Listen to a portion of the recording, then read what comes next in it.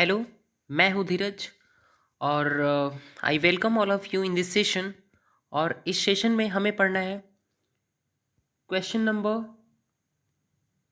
5 से, क्योंकि previous lecture में हमने क्वेश्चन नंबर 4 तक डील किया था और हमें अब रिज्यूम करना है इस सीरीज को क्वेश्चन नंबर 5 से।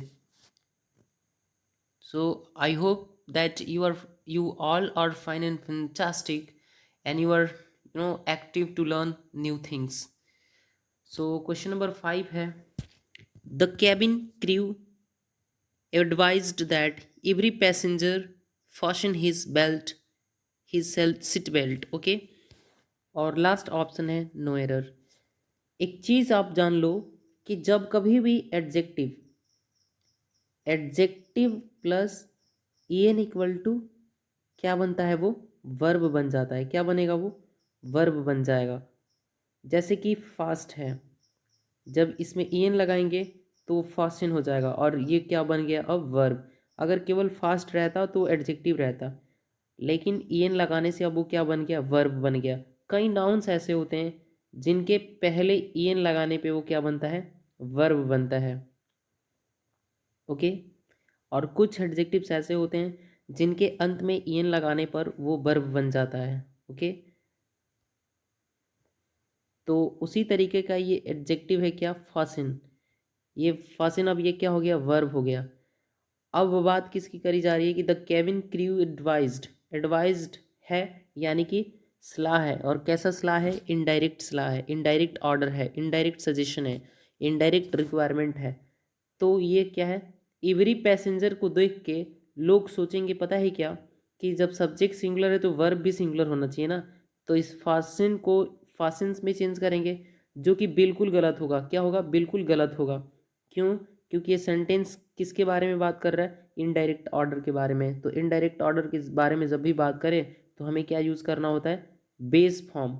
वर्ब का कौन सा फॉर्म, बेस फॉर्म, यानी कि वर्ब ऑफ फर्स्ट फॉर्म। तो वर्ब ऑफ फर्स्ट फॉर्म ही तो है ये, यानी कि सेंटेंस में कोई एरर नहीं है, यानी कि कोई एरर नहीं है, तो एरर लेस है। सो नेक्स्ट स्टेटमेंट में आगे बढ़ेंगे क्वेश्चन नंबर 6 पर।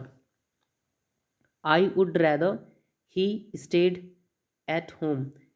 स्टे और स्टेड में हम लगाएंगे क्या, स्टेड। क्यों, क्योंकि हमें वर्ब ऑफ सेकेंड फॉर्म का प्रयोग करना पड़ेगा। क्यों, क्योंकि आई वुड रैदर के बाद क्या है, ही, और ही है यानी कि ये इन अनरियलिस्टिक प्रोबेबिलिटीज़ के बारे में बात कर रहा है।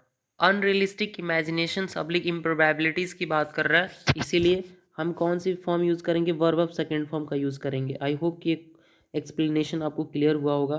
क्वेश्चन नंबर 7 पे आगे बढ़ते हैं। I had rather tell him the truth. हमेशा याद रखना आप सभी कि सब्जेक्ट के बाद जब हम यूज़ करते हैं क्या, वुड रैदर, क्या वुड रैदर या वुड सुनर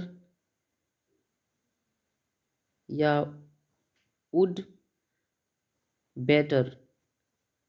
क्या, सब्जेक्ट के बाद हम जब कभी भी यूज़ करते हैं वुड रैदर, वुड सुनर, वुड बेटर या had rather. Okay, had rather, had better, had better या हैड सुनर। क्या, हैड सुनर। तो इनके बाद हमें यूज़ करना होता है verb of first form.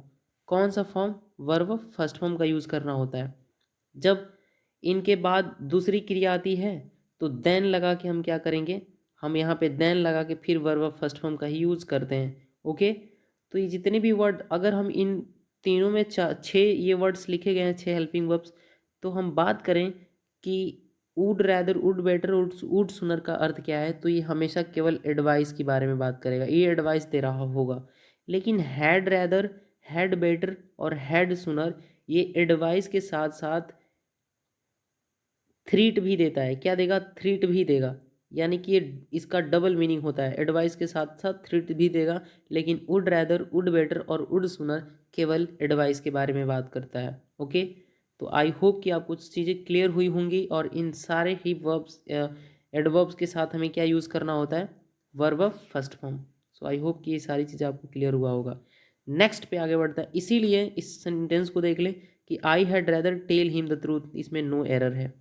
Okay,